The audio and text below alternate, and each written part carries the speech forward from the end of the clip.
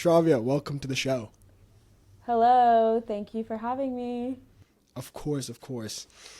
It's funny. You are probably one of the few people that I know that probably does exactly what they want, what they truly love to do for a living. Can you describe that feeling to me? Yeah, it's a blessing to be able to do that. It is very surreal that I get to wake up happy every day and I'm excited to work on everything I love to do. Is that what peak fulfillment feels like?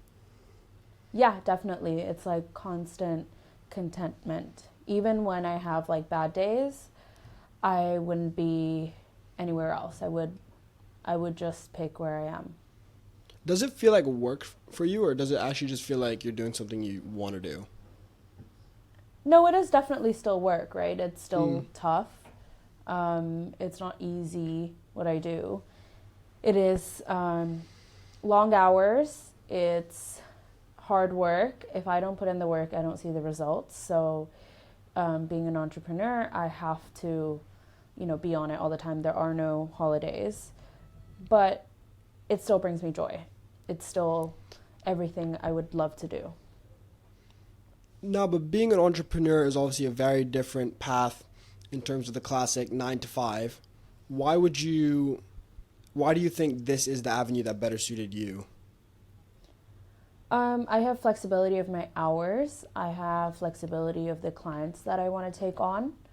I have just so much flexibility, I would say, is number one for me because I like to take care of my mental health. So if I want to go for a hike, if I want to travel and work, I am my own boss. And I think, yeah, working for myself allows that. If I want to scale, if I want to take on less clients because um, I want to step back for a little bit, all of that is flexibility. Um, and that's why I chose to kind of quit that corporate life. Yeah, I know for me at least that the dream goal is, at the end, wherever I hopefully get to, but it's to at least be in a position where I'm controlling my own hours and I'm working for myself. But Yeah. I do also want to be in a position where I'm loving what I do when I'm doing something for myself, right? So, what are the questions you ask yourself when finding your passions and like when you put it together?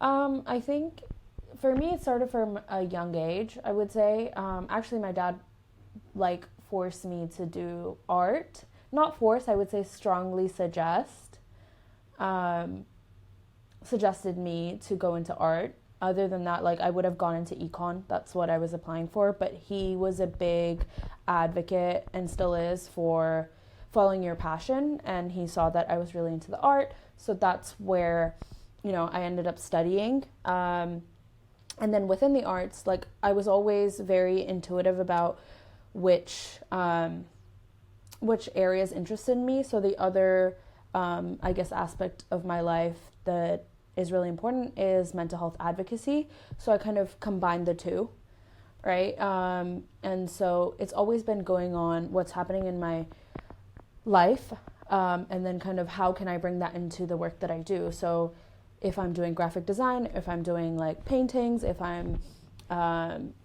doing marketing work, I want to be able to bring that interest in, whether it's like mental health advocacy, women's rights.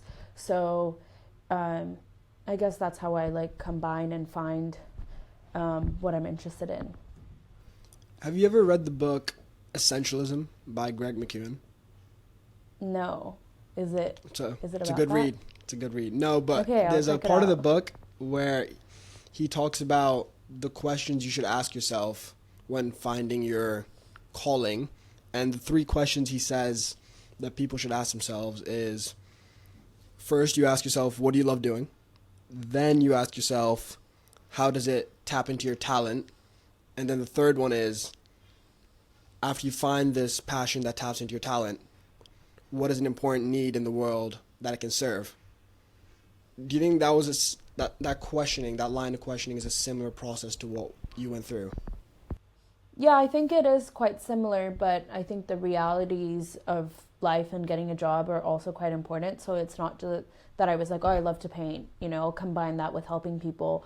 and just like paint things that, are about activism or like mental health advocacy. But there is like the business aspect of it, right? Like, how does what you love actually reflect in the world? Like, how can you still get it to people, right? Is it something that people want? Like, I may love to crochet, but if there's no market for it, even if I crochet like amazing things, I crochet like brains and I want to sell it, there is no market. It's not realistic. So for me, it was still finding an avenue that there was still demand. So like marketing, right, allows me to use the creativity, graphic design, and work with brands. So I guess it's finding that part where there is demand, there is a real role, but it allows you to do what you love and also, I guess, serve or make an impact for things that you care about. Okay, just interested in this world where, let's say, reality didn't exist, where the markets didn't matter. What would you be wanting to do? Like, imagine you first came out and into entrepreneurship, and you didn't care about what markets were there. What would your ideal job then be? Like, you mean if I still got paid and it didn't matter? Yeah, sure. Like if you could just live without if actually having to worry about that. It's funny because I would be doing the exact same thing. Like, that's, I guess, how we started, right? I do what I love. There's nothing that I would do otherwise. Like, I work with brands that are really cool, and I design for them when they want to help the world. So I work on campaigns that are helping, women's rights or educating people on internet safety or mental health awareness, mental health resources. So that's what I would do even if they weren't paying me. But I hope my clients don't listen to that. Paying people is good. But yeah. No, I'll be honest. Obviously, I've known you for my entire life. I kind of knew you were going to say that. That's why I set up that question that way, because I kind of wanted to make sure that for someone to follow what they need to do, it is something that they would be doing without the money, right? Because I'll be honest, for even me, right, I'm quite young, but I still have a massive urge to make a shit ton of money, which may then drive me to do something I may not like to do. And when I'm 50, I might look back at my time and be like, why did I do that? Like, I could have been way more fulfilled, because realistically, the reason I want money is because then I can do things with the people that I care about in a different zone. But at the end of the day, the fulfillment comes from spending time with the people I care about and doing what I love. So why sacrifice that for the means to get that? Yeah, and I think if you're smart and you obviously pick something that is still, that's what I mean, like, it's still valid, right? I still want to work with clients. It's not like, I didn't say, oh, I just want to sit here and paint landscapes, because, yeah, I mean, you can still make money doing that. Like, what I want to do is still quite realistic. I want to help brands. I want to help organizations. Like, that's what gives me joy. I think there is a way to do what you love and get paid for it. Yeah. Let's talk about the 3 different passions that you actually managed to combine interestingly. Tell me if I'm wrong, but I believe it's social impact, graphic design, and then strategy, if I'm right. Yeah, it's quite, yeah, I think you're right. There are so many different aspects I think I combine, and I keep increasing that, right? Like, recently I started doing workshops as well, because I'm completing my master's in neuroscience and psychology of mental health. So that means, I have a little bit more credibility, that I can go into spaces and guide people. So I'm teaching people how to use art to express their emotions, kind of doing research right now in neuroscience as well. So I keep expanding on that. But yeah, the 3, I guess, different interests are social impact, design, graphic design, illustration, fine art, with marketing and strategy, right? So that's where I don't just work in a silo. It's not just social impact and design, right? I specifically also bring that to strategy, so that I can help companies and organizations because they have a bigger impact. And I can bring my specialization to kind of take it further with the brands. But why was it so important for you to niche, like actually hone in on these three different passions? Oh, because mental health is such a big field, right? If you just look at why did I have to niche in mental health itself, or like social impact, let's say social impact is so wide. Like people use these terms ESG, diversity, inclusion, DEI, right? There's all these big terms. So within that, I'm very specifically interested in mental health advocacy. And I link it back to like my personal experience and like where I'm from. In Hong Kong, there isn't any mental health resources yet. It's not nowhere as near as the UK and US has, like in terms of resources or advocacy or like community in terms of like taboo and stigma, right? So I wanted to make sure that I stand out, and like otherwise everyone is talking about mental health, everyone is talking about all of these topics, everyone is talking about social impact. How can I become specialized? And that's why I took on the masters as well, to like, again, people speak from lived experience. Now I can speak, on top of that I have credibility to speak about mental health from a science perspective. And then in design, every single person knows how to use, as a designer or an artist, it's very quickly to pick up Adobe Illustrator. You can do that. There are very little barriers to entry. We have YouTube, right? You can learn it. How do you then specialize? I want to use the design for mental health. So that allows me to get jobs, because otherwise I'm competing with everyone. Niching allows you to kind of target a specific section of the market and then stand out. So with the credibility of having a master's helps me stand out from other people who have lived experience or just like to advocate for mental health. Within design, I have a portfolio that's focused on science and focused on like social impact. So when somebody's going to hire someone, okay, I want to do a campaign about mental health. Who do I go to? Well, Shravya's, done years of projects on mental health, obviously her. So that's why I think niching is so important when the barriers of entry to what I do are so wide, I guess. It's not like I'm a pediatric neurosurgeon in, I don't know, cancer patients, right? Like that is so niche. You don't need to like niche down further. It's because I started out in such a broad field. Do you think it's then vital for people to actually niche at the very beginning? Because the reason I'm saying this is everyone wants to be the champion of the world at one point, right?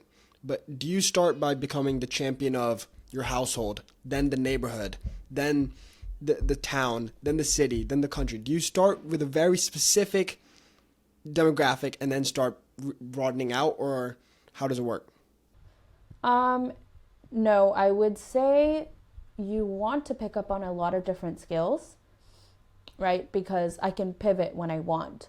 I can go back to marketing. I can talk about, I've worked in like advocacy, and I've worked in so many different like markets as well.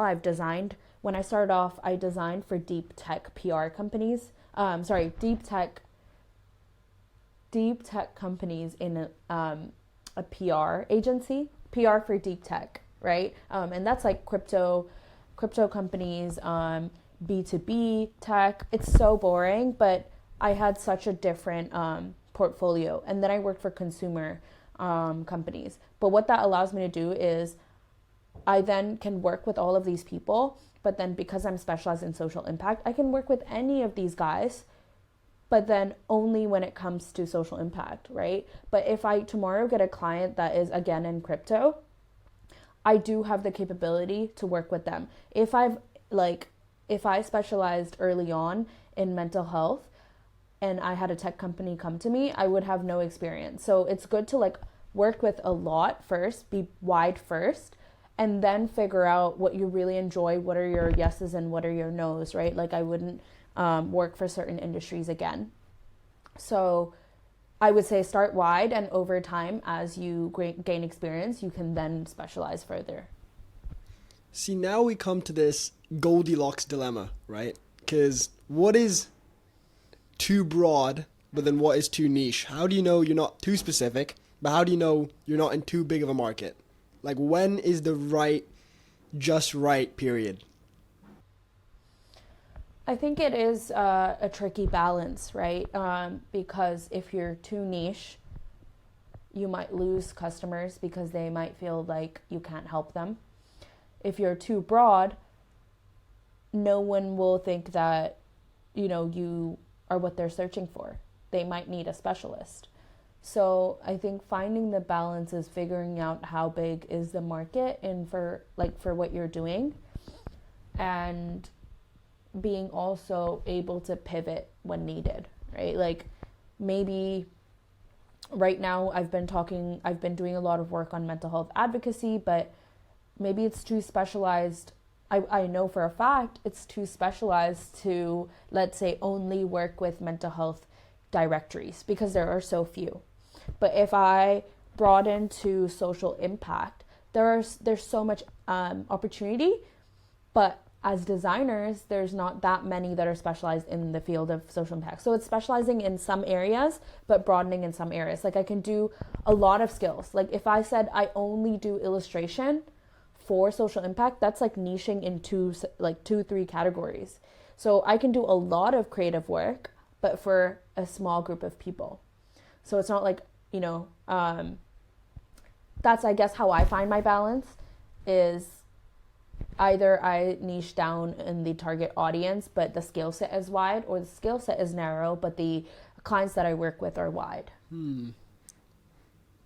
But then when you get opportunities and clients, how do you evaluate them? What kind of boundaries do you hold? Because is it one of those where, let's say a client reaches out to you and they come with a request which is slightly outside your identity in terms of as a mental health graphic designer, do you still take that opportunity? How do you actually evaluate it, whether you're going to take it or not?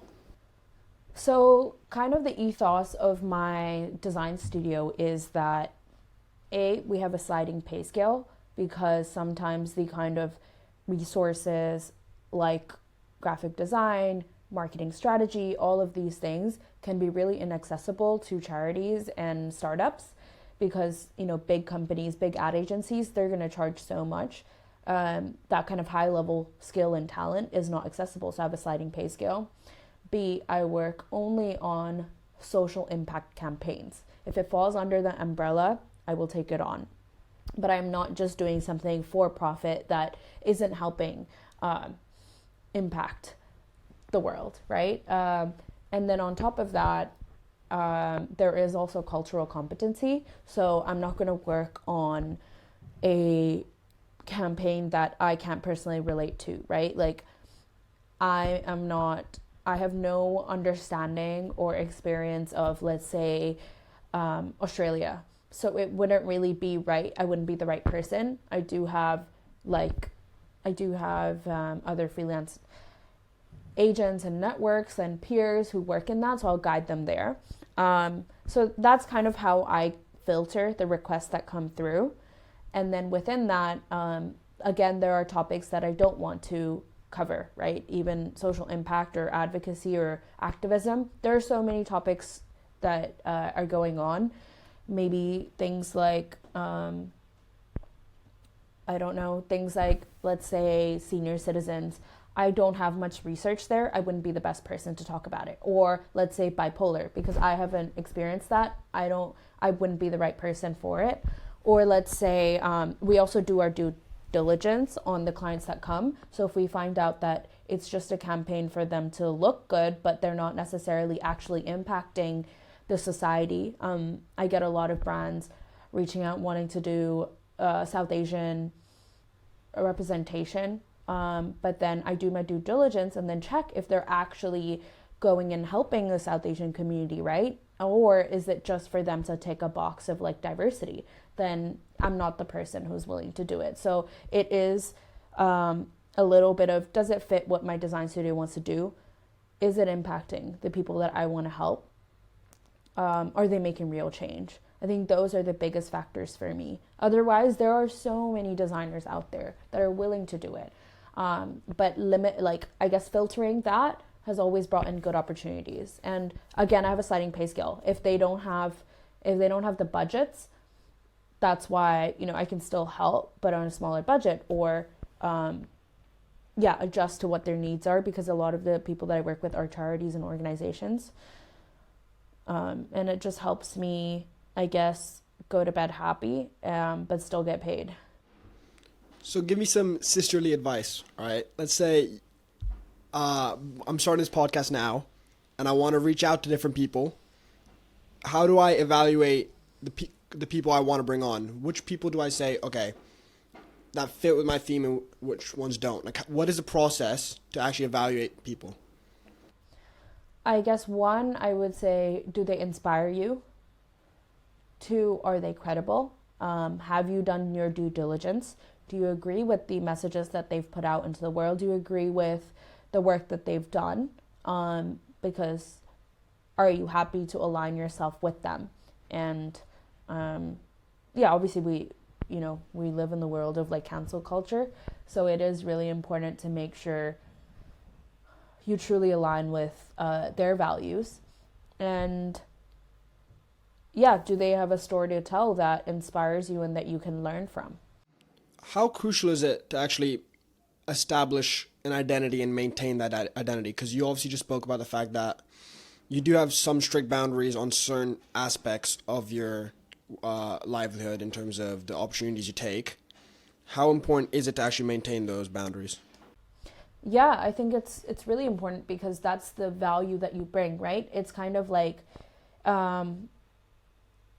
it's almost like I have people trust me because I'm so strict, and that's what I'm selling, is the fact that these are my values and this is what I will do. I will not work with certain brands. So then it's like, okay, if Sravya has worked with this brand, she's done her due diligence and she's serious about it, so I can trust this, right? And which is why I wouldn't work with a brand unless I was 100% sure, because that would affect my entire business and what I stand for and my identity. So that allows like also brands to trust me and want to partner with me, because they know that it's both ways. It's kind of like a seal of approval. And this also reminds me, I think I might be wrong. I hope my statistic is right, but I'm pretty sure. Have you ever heard of Southwest Airlines? They were created in like 1980s, I think I'd like to say. Oh, I'm definitely getting this wrong. But when they were creating their planes, they were the first ones in the entire market to come out and say, we're going to create a plane with first come first serve seats, no premium economy, no business class, just economy. We're going to do no in-flight meals, just snacks. So they went so hard on this cheaper flight status that they were getting so, while their market was decreasing, their dominance in that smaller market was so huge that they still managed to sustain. It was sick. But then their mirrored competitors, who then were watching this and going, oh, that's unbelievable, let's go do this, they failed because they tried to do the same exact thing, but they didn't actually establish the whole identity they wanted. And sometimes, like, one of their competitors would have in-flight meals, which then increased the price a bit. They wouldn't do first come first serve. They would do cheaper, but still on the basis that you have to pre-book your seats. It's the fact that Southwest Airlines was managed to create this identity with the values of saying, we're going to go cheap seats for low-cost flights, and they won based on the fact that they maintained their identity and went so hard in on their identity. Yeah, I think that's a great case study. I didn't know that, but that would totally make sense.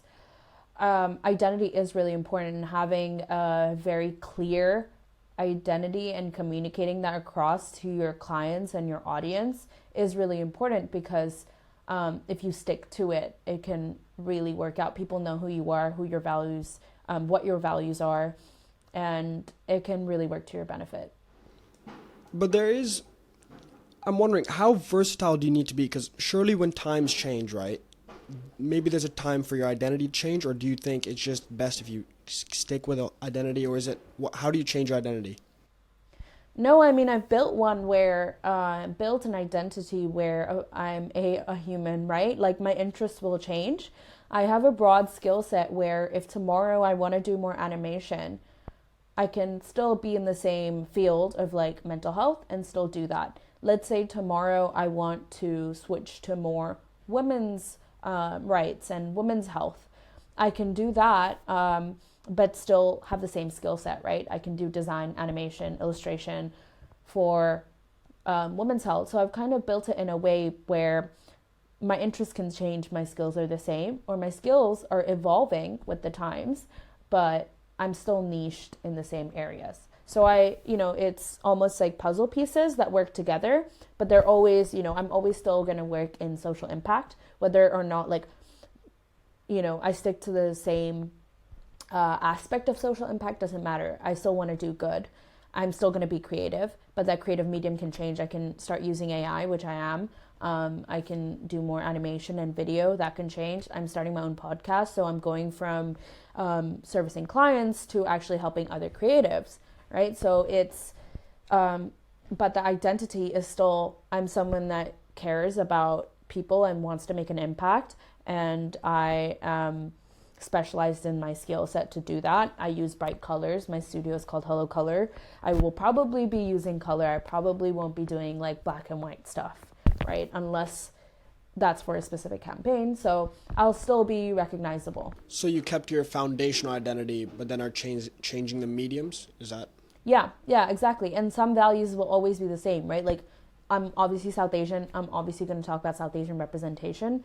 Maybe right now that is like more important to me than, let's say, my mental health, because I'm not struggling with my anxiety at the moment or my depression at the moment. Maybe that will change, right? Like maybe in the future I have children. I want to talk about motherhood. That's a very common thing that people go through, where their art and like what they focus on changes because maybe they've had children, right? And I still allow for that, but I'm still going to be an artist at the core. I'm still going to be a South Asian. I'm still going to be wanting to help. Right now I help women. Maybe I niche down and I want to help mothers or I want to help children. But the ethos is the same. But how do you market your foundational identity to make sure that you are here for a long time, even when you're changing your mediums? How do you position yourself?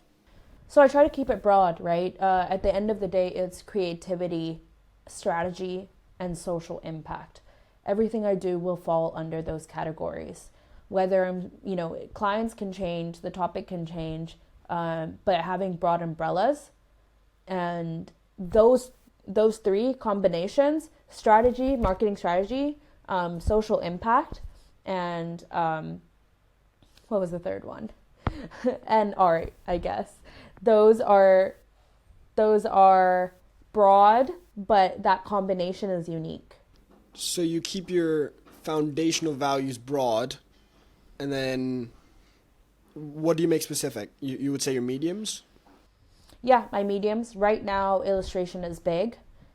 Previously, 5 years ago, I was a graphic designer primarily. My future, let's say like next year, a lot of the client work that I do is mostly strategy. I'm not sitting there illustrating anymore. I'm doing more strategy work, right? So like my mediums shift. I initially started off very specific to mental illness advocacy because I struggled with depression.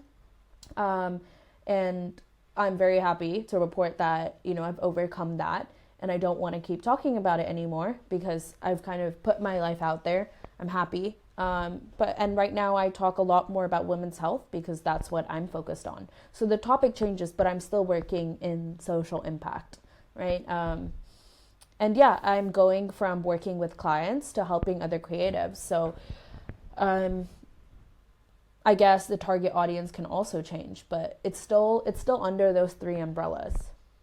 In fact, I'm just adding more things. Wait, what do you mean? What do you mean you're adding more things? So on top of that, I'm now adding in workshops to help people also do the same thing, which is use art to express their emotions. I'm in my neuroscience degree researching nutrition, and I have all these other interests, and I'm able to bring those back under that umbrella. So I'm working on research right now about nutrition and mental health, and once that's done, I'll bring it back into my illustration and advocate to the public. I can also then go to clients who are working on nutrition and be like, hey, let's do a campaign together. So all the new things that I'm learning and that I'm passionate about can also come back and fall under those umbrellas. So you can see the shift in, like, let's say my Instagram or like the campaigns that I put up, my portfolio. It's gone from mental health startups to science organizations, because I'm working on that, to women's health campaigns. So it's a slow, gradual shifts that happen. Yeah, I wrote a blog about the fact that I think social media nowadays, when we go on it, makes us get really hooked onto the fact that, or makes us hooked on the tangible results of our efforts, which is maybe why people tend to give up on their dreams right away, because they see no results from them. What would you say to people who are finding their foundational values? And my point is, what is your advice to people like me, for example, who's starting this podcast, like people who are trying to figure out their pursuits even when results aren't coming? I would say with social media, I think the biggest thing to learn is not to focus on the numbers in that way, in terms of like followers. Are people interested? It's if you are interested, you can then go find the right outlet. Maybe, like, for example, the stuff that I'm doing in my master's, it's not social media related. That's why I've never posted about it. I'm doing research right now on vitamin D and seasonal affective disorder. That doesn't go with the content I'm creating on Instagram, but that's okay. I can then go to science journals and work with them. I can work with journalists to so there are different mediums, and I think sometimes people just get caught up on, is this going to do well on social media? Is that the market for it? But there are different markets. For example, I do a lot of in-person workshops. I'm hosting community events. That stuff is just also not on social media, but I really enjoy it, and I'm finding that there are other ways to get results, right? People show up physically, my workshops are sold out. So that is also a different result. And that comes from a place of passion first, and then finding the right outlet versus, okay, it's only working if it's growing on social media. How long did it take you to find these foundational values then? I would say I developed what my values are as I continue to work. And I think they're core values. I would describe them as core values. Ever since I was young, and it's life experience, right? Like, I went through something, I realized no one was talking about mental health. I wanted to put it out there. And I started small, and then I realized I really actually enjoy doing this. I like talking about it. And it's very, very slow stuff. It's not like I realized overnight, but it's over doing other things. Like, I worked in agencies, I worked with all kinds of clients, and I was designing for them. And then, at the same time, I was talking about mental health, and I was like, wouldn't it be amazing if I got to find a client where I can talk about mental health, right? And then I started doing that. Then I realized I love working for clients, but I would love to teach people that art is for everyone. You don't have to be a designer. So then I was like, let me start hosting events. And then I was like, okay, I love talking about mental health, but I can't help others. I'm not a doctor, right? I have no credibility. All I can say is this is what I went through. So let me go study that. Let me go study mental health at a master's level, right? And so it really does come out of life experience and reflecting on like where I am and what is driving my interests. So right now I'm really interested in nutrition and women's health. So I can see myself developing down that path and like learning, taking courses in that. And eventually that will become one of my core values. But it happens very slowly. So it's really about being intuitive with yourself. You've used this word a lot, credibility. What does that mean to you? I use it because I work in mental health advocacy. I think it's really important that you have, especially in mental health, there are people, it's completely valid, who talk about mental health from lived experience, who talk about it from social policy side. There are people who are just out there taking information from somewhere else. So how do you build trust, right? From the design side, to be able to call yourself a creative director or to have for brands to trust you, you have to have years of experience. You have to have certain certifications to kind of become that trusted voice. I guess that's where credibility comes from, especially in science, right? To be able to understand it and then talk about it and have people trust you, you do need to have something a little bit more than lived experience. Not that I'm a doctor and I can go tell you what type of therapy you need or like heal you, but at least to talk about the science and know what I'm talking about.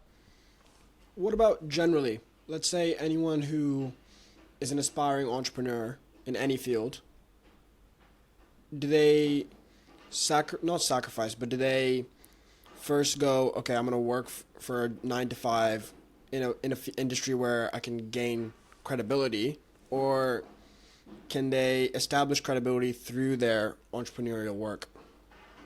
Yeah, I think it can be a track record, right? It depends completely on which industry you're in, right? Like if you're a doctor, you should probably go get your yeah, I degree. know. I don't want my doctor yeah. to. Yeah, exactly. Yeah. Yeah, but then if you're a serial entrepreneur, your credibility for like let's say investors to fund you when you are looking for money, it's gonna be successful previous businesses, right? Like what experience do you bring to the table? It is very hard for people to give you money or to trust you and support you in your business when you don't have a track record.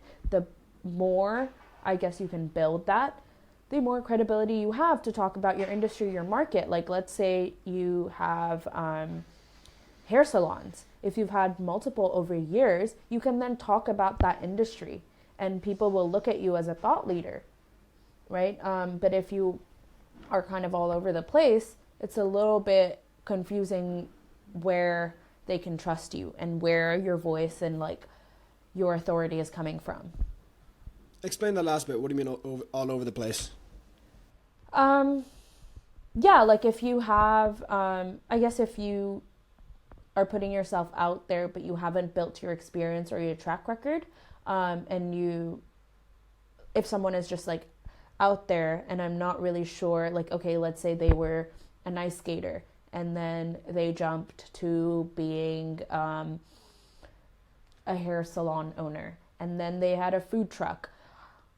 When they're talking about a certain topic, I'm like, okay, where do I go from here? Or like, it depends what topic they're talking about, right? If they're talking about switching careers, yes, they have credibility to talk about it because they've jumped different careers. But can they talk about, let's say, the food truck industry? I don't know, because how many years have they spent in it to build up that authority, right? But then, is it about getting diverse experience or the experience honed in on that niche? Depends what you want to talk about. Depends what you want to have credibility in, because you could be credible as an entrepreneur. Doesn't matter, like you could have invested in so many different industries, right? But you've had successful investments. You've run successful businesses, so then you can talk about being an entrepreneur. But maybe not, like it's different to maybe you've only invested or worked in a specific field. Like I've only worked in social impact. I can't talk to you about being a designer in the tech world. I've dipped my toe in it, but I haven't really. I can talk to you very specifically about social impact and designing art and social impact because that's where I've been specialized in the last like 6-7 years. So that's what I mean. I think this is where I may slightly differ because, and I want to hear your opinion, and I think college resumes and even college portfolios and work resumes promote this. I think sometimes a diverse resume with a lot of diverse experience can actually hold you back, in the sense that if all we're after is getting as much different experience as possible, is that not diffusing our efforts into learning an essential art and mastering it? Because I feel like if we're chasing a lot of diverse experience, we hold ourselves back from actually mastering a certain art. Yeah, I agree. No, I actually do agree with that. I think there's specialization in some parts, right? Like this is what we've been talking about over the whole year, like I mean whole hour, is that you're specialized in some areas under, like, let's say a broad like umbrella, but that umbrella is specialized. Like social impact is broad, right? But within, like, it's broad, but it's not so niche where I'm not having any other experiences. Within social impact, I can experience like all these different industries, but it's not like I'm going out to like consumer products, right? So even when I was in university, I don't know if you know this, but I worked as a receptionist at a yoga studio because I was interested in wellness. But there, while I like learned great skills to like talk to people and like the POS machine and things like that, I actually ended up designing and marketing for their brand, right? And I was always really focused on how can I master that skill of like design and marketing. And so I worked in completely different industries. I think that's really important because I didn't know what kind of job I would get. And I actually got the perfect kind of job where I got different clients every day. I would get a tech client, I would get a fashion client, but I had experience working in all these fields to like learn all the lingo, and still specialize in design and marketing. Like I'm not working in a yoga studio and doing their finances. I'm doing their creative and marketing. I did the same thing for tech. I did the same thing for fashion. So it's, do you want different industry experience but one skill, or maybe one industry but different skills? Like I'm doing completely different things in the world of mental health, but I'm still in the world of mental health. Like I'm doing research, I'm doing workshops, I'm doing design and marketing, I'm doing strategy, but all in mental health, right? So there's different ways. Which way have you found more effective? The one skill, multiple industries, or the one industry, multiple skills? I think there's a time where one is better than the other. When I was younger and I didn't know which industry I wanted to spend time in, I tried different industries.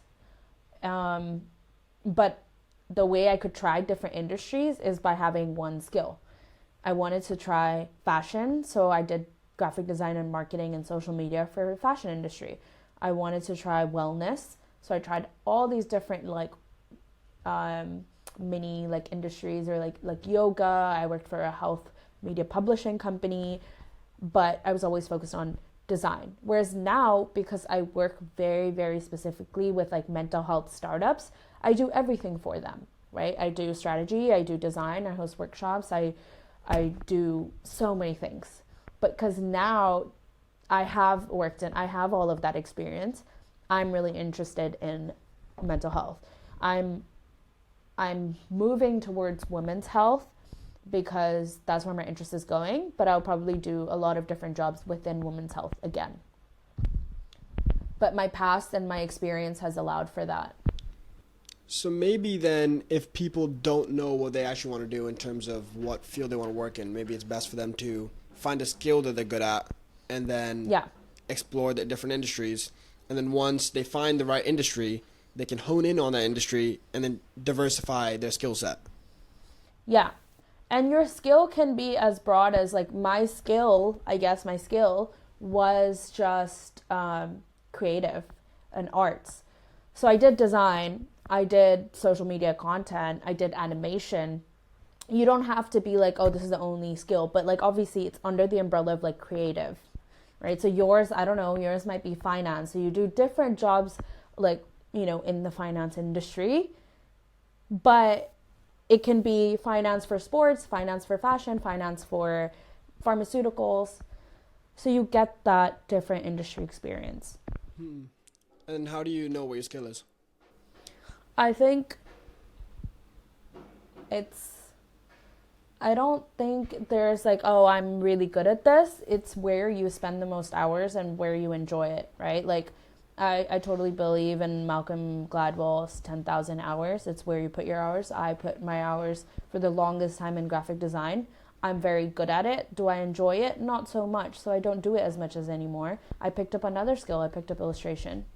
So your skill is where you just put your hours and you work at it. Obviously, if it's like dance, you know I can't dance. I don't think I can pick it up. Like some are just inherent. Like I don't have the balance. So yeah. No, I like that. I like the fact that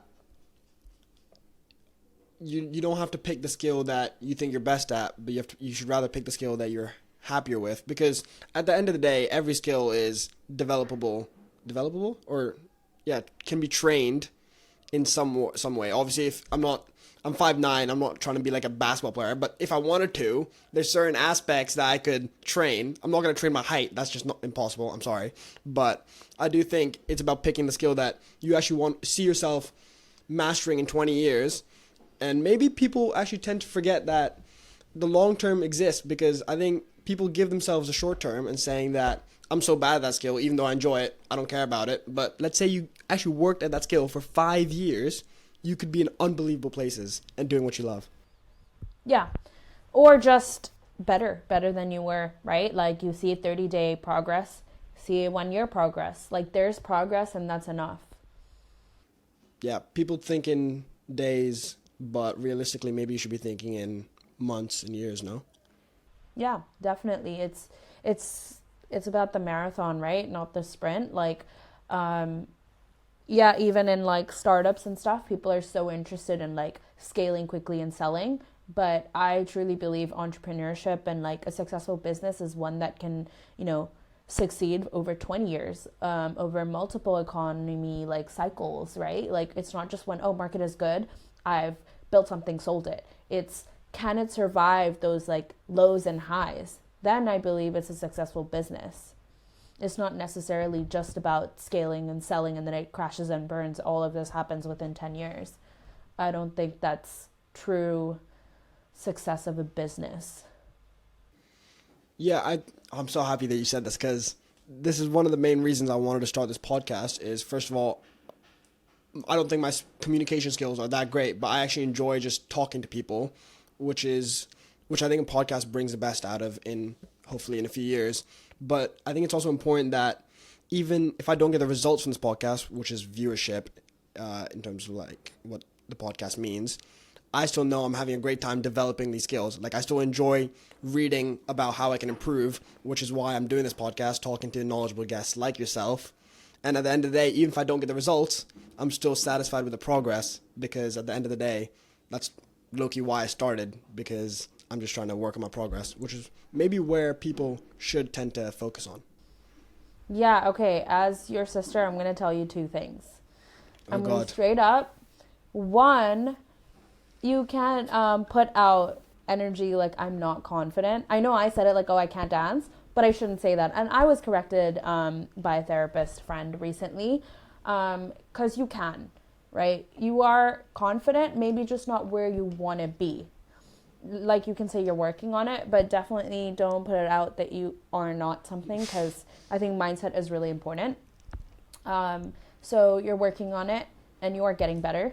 2, your goal for this podcast, you said, is viewership, right? But would you rather have more viewers, or say one kid watches this and actually it changes their life? No. I said my goal is my progress and like Your overall progress bettering. Okay, so if that's your progress, just bettering, how do you quantify that? Like, how do you know when you're better? Well, I think that's actually a good question. Damn, like you got me. But maybe it's also just a bit of a feeling. But I think my biggest goal, and I'll be honest, we're getting deep here, but whether it's 1 or 2 people, I don't care. If I can be a role model for someone, and someone goes, "Wow, like Rishi, like that is someone I look forward to," that's what I care about. And if I can work towards when someone says that, that's when I'll know like I've made it. I think you are, honestly, to be honest. I think you already are, because you are just putting yourself out there, doing things. It doesn't matter what age you're at. Yeah, I know, it's so cute, right? If my sister sees this, she's not going to be happy. Us complimenting each other and getting along. She's gonna be pissed. But yeah, I think you are. Like, people, adults, like senior citizens are gonna see this and be like, look at Rishi, like putting himself out there, and learning and like talking to people. People don't do it often, so good for you. I think you've already achieved it. But yeah, keep going. I'm curious to see who else you talk to. Thanks, man. It means a lot. And obviously from you, it means even more. But you know what? I don't want to hold you forever, but you just gave me some solid advice. So I like to do this with all my guests. What's the best advice you've ever been given? I think it goes back to your first question, but very much follow your passion. Find that passion in your everyday life.